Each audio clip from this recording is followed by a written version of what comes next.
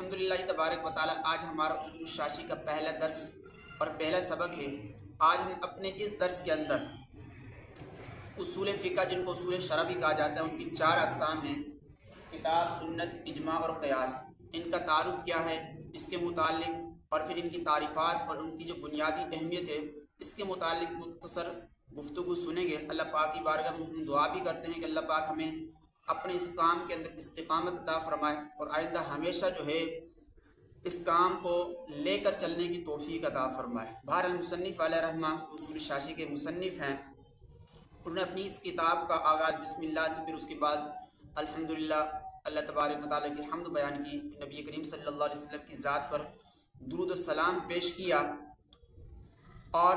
پھر ان کا ذکر بھی کیا اجمالی طور پر کہ جنہوں نے باقاعدہ طور پر کتاب کو، سنت کو پڑھا اور پھر کتاب و سنت کی روشنی میں اصول کو بنایا، اور پھر ان اصول کی روشنی میں جو ہے بعد کے علماء نے مسائل کا استنباط کیا، ان کا اجمالی طور پر ذکر کیا، نبی کریم صلی اللہ علیہ وسلم کی ذات کا بھی ذکر کیا۔ بہرحال ان تمام باتوں کے بعد مصنف علیہ رحمہ جو ان کا جو اصل جو موضوع ہے اپنی کتاب کا، اس کی طرف جاتے ہیں اور فرماتے ہیں وَبَعْدُ فَإِنَّ أُصُولَ الْفِقْهِ أَرْبَعَةٌ۔ بہرحال جو فقہ کے اصول ہیں، اصول فقہ 4 ہیں، یعنی بنیادی اعتبار سے جو فقہ جن سے نکالی جاتی ہے، جن سے استنباط کیا جاتا ہے، یہ آپ یوں سمجھے کہ فقہ کے جو اصول ہیں، فرماتے ہیں وہ 4 ہیں بنیادی اعتبار سے۔ سب سے پہلا درجہ جو آتا ہے کتاب اللہ، فرماتے ہیں کتاب اللہ تعالیٰ، سب سے پہلا درجہ کتاب اللہ، یعنی قرآن مجید فرقان حمید۔ پھر قرآن مجید فرقان حمید کے اندر بھی وہ آیات اور قرآن مجید کا وہ حصہ کہ جن میں خاص طور پر شرعی احکامات کو بیان کیا گیا، کیونکہ ظاہر سی بات ہے اصول فقہ ہے تو اس کے اندر انہی آیات کو مختص کیا جاتا ہے، انہی آیات کو زیر بحث لایا جاتا ہے کہ جن کے اندر مطلب شرعی احکامات کو بیان کیا گیا ہے، وہ مخصوص حصہ ہے۔ بعض علماء کرام فرماتے ہیں کہ وہ تقریباً 500 آیات مبارکہ ہیں کہ جن میں خاص طور پر شرعی احکامات کو بیان کیا گیا ہے اور پھر ان کو اصول فقہ کے اندر زیر بحث لایا جاتا ہے۔ اور فرماتے ہیں وہ سنت رسول ہی، دوسرا درجہ جو ہے وہ نبی کریم صلی اللہ علیہ وسلم کی سنت کا ہے، نبی کریم صلی اللہ علیہ وسلم کی احادیث مبارکہ کا وہ حصہ کہ جن کے اندر شرعی احکامات کو بیان کیا گیا ہے۔ اور ہمارے علماء فرماتے ہیں کہ وہ تقریباً 5000 احادیث مبارکہ ہیں کہ جن کے اندر خاص طور پر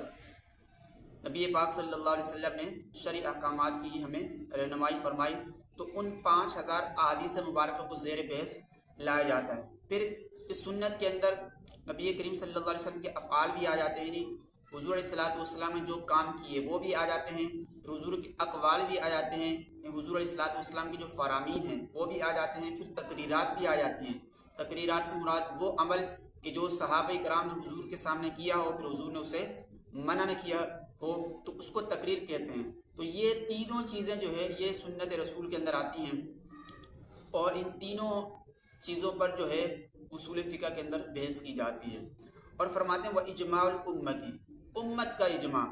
یہ بھی اصول فقہ کے اندر آتا ہے۔ اور اصول فقہ کے جو 4 بنیادی اصول ہیں ان میں تیسرا درجہ اجماع امت کا آتا ہے، یعنی کسی زمانے کے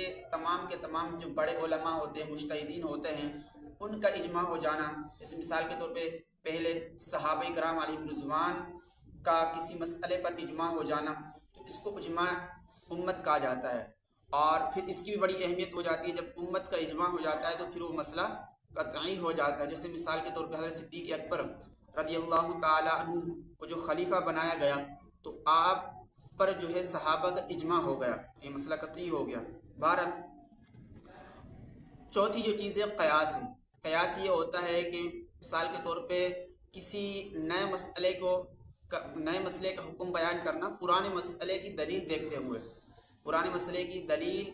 پر غور و فکر کرتے ہوئے، نظر کرتے ہوئے کہ اس کی لاجک یہ ہے، اس کی وجہ یہ ہے، اور یہی وجہ اس میں بھی پائی جا رہی، لہٰذا اس کا بھی یہی حکم ہوگا، تو اس کو قیاس کہا جاتا ہے۔ بہرحال اس کو ہم بھی تفصیل آگے جو ہے جا کر سنیں گے، اور ایک ایک کی تعریف بھی سنیں گے، اور پھر اس کے تحت جو مصنف علیہ رحمہ نے مسائل کو جو متفرع ہوتے تھے ان کو بیان کیا ہے، وہ بھی انشاءاللہ تبارک و تعالی ہم سنیں گے۔ تو پھر اس کے بعد فرماتے ہیں فلا بد من البحث فی کل واحد من هذه الاقسام لیعلم بذلك طریق تخریج الاحکام۔ فرماتے ہیں بہرحال ان میں سے ہر ایک قسم کے متعلق، یعنی چار جو اقسام بیان کیے ہیں، ان میں سے ہر ایک قسم میں بحث کرنا، بیان کرنا یہ ضروری ہے تاکہ احکام کو نکالنے کا طریقہ بھی معلوم ہو جائے۔